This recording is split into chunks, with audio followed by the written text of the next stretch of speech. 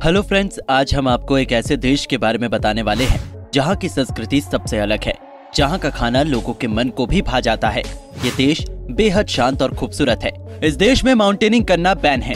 Gas कर पा रहे हो हम किस देश की बात कर रहे हैं? जी हाँ, हम बात कर रहे हैं भूटान की।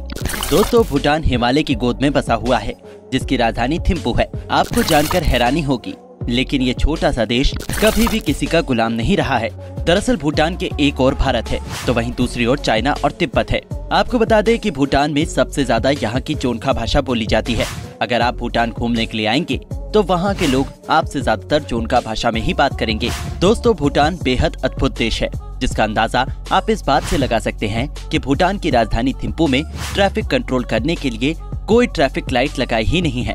दरअसल थिम्पू की पुलिस ट्रैफिक को कंट्रोल करने के लिए यहाँ के पारंपरिक डांस को करती है, जिसके बाद यहाँ का ट्रैफिक कंट्रोल हो जाता है और सड़कों पर वाहन बेहद स्मूथली चलते हैं। दोस्तों, भूटान के लोग ही हैं इतने समझदार कि इनको क्या जरूरत है ट्रैफिक लाइट लगाने की। दोस्तों, भूटान एक बेहद ही सुंदर देश है। जैसा कि हमने आपको बताया कि हिमालय की गोद में बसे हुए इस देश के चारों तरफ पहाड़ ही पहाड़ हैं। यहाँ के लोग बेहद ही क्रिएटिव है। इसके अलावा यहाँ का आर्किटेक्चर बेहद कमाल है।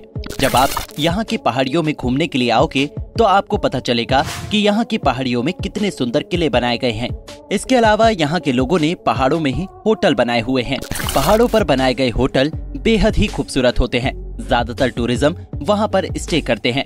दोस्तों, क्या आप जानते हैं भूटान की सरकार ने यहाँ पर माउंटेनिंग करना बैन कर रखा है। आपको बता दें, सन 1990 में यहाँ की गवर्नमेंट ने भूटान में माउंटेनिंग करने पर बैन लगा दिया था। अगर किसी माउंटेन की ऊंचाई 6000 मीटर है तो आप उस माउंटेन पर नहीं चढ़ सकते। इसके अलावा 6000 से कम ऊंचाई के माउंटेन पर आप आराम से चढ़ सकते हैं और वहाँ के पहाड़ों का लुत्फ उठा सकते हैं।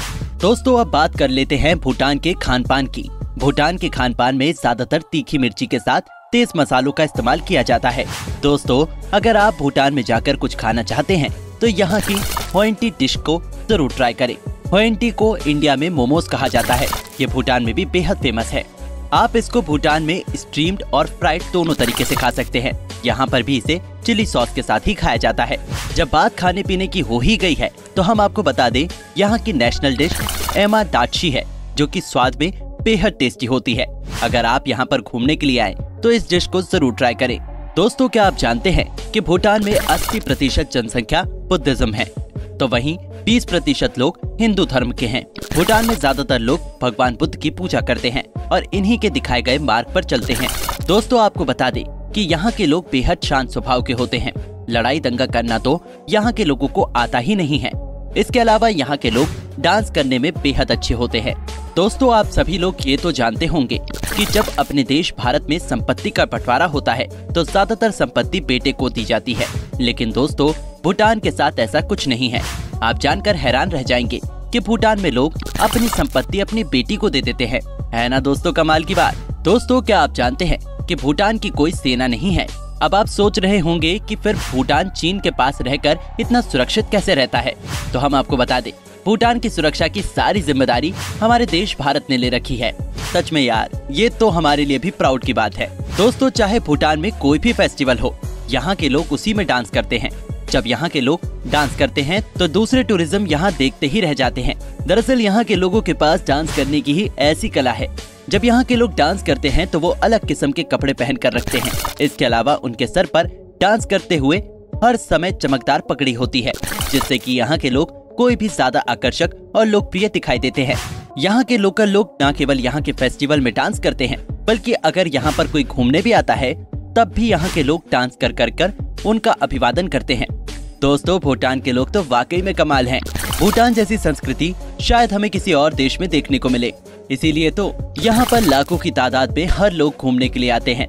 दोस्तों, इसके अलावा यहाँ के अद्भुत नज़ारे भी टूरिज्म को आने के लिए अट्रैक्ट करते हैं। इसके अलावा भूटान में प्राकृतिक खूबसूरती और यहाँ की अनोखी रहस्यमयी जगह भी टूरिज्म के लिए अट्रैक्टिव सेंटर बनी हुई है। दोस्तों, अब आपके मन में भूटान जाने का ख्याल तो जरूर आ रहा होगा, लेकिन आप सोच रहे होंगे कि भूटान जाने के लिए तो वीजा बनवाना पड़ेगा और फालतू में खर्च करना पड़ेगा।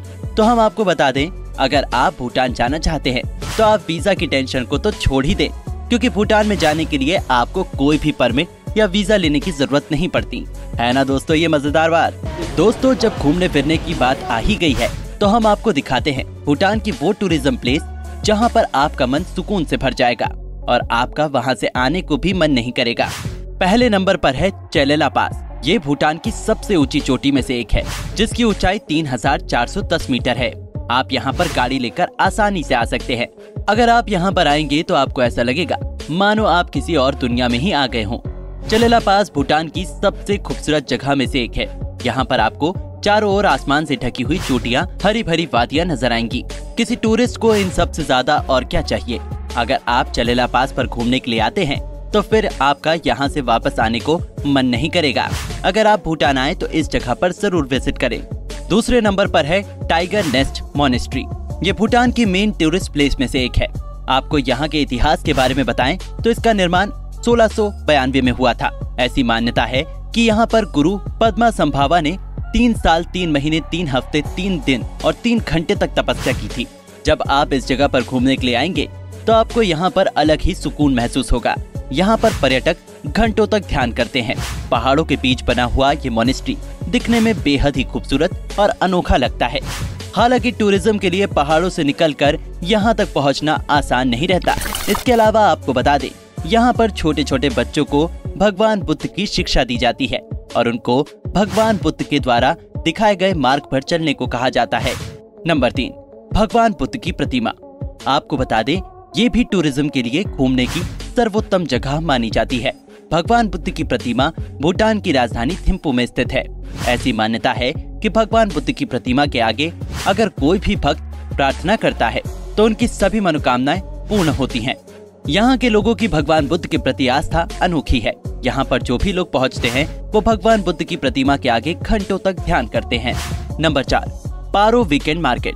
दोस्तों, आप चाहे नई जगह में जाकर कितनी टूरिज्म प्लेस पर घूम ले, लेकिन अगर आप वहां से कुछ शॉपिंग नहीं करते तो आपकी यादें अधूरी रह जाती हैं। इसलिए तो सभी बाहर जाकर शॉपिंग जरूर करते हैं। अगर आप भी भूटान में जाकर शॉपिंग करना चाहते हैं तो इसके लिए पारो वीकेंड मार्केट सबसे बेस्ट है। यहाँ पर आपको भूटानी परंपरा के लिहाज से सभी चीजें मिल जाएंगी। इसके अलावा यहाँ पर आपको सभी चीजें कम प्राइस में मिल जाती हैं। अगर आपको कम प्राइस में अच्छी चीजें चाहिए तो आप भूटान की पारो वीकेंड मार्केट से शॉपिंग जरूर करें। दोस्तों, अगर आपको वीडियो पसंद आई हो तो इसको लाइक शेयर जरूर करें और हाँ, अगर चैनल पर न्यू हैं तो इसको सब्सक्राइब करना ना भूलें।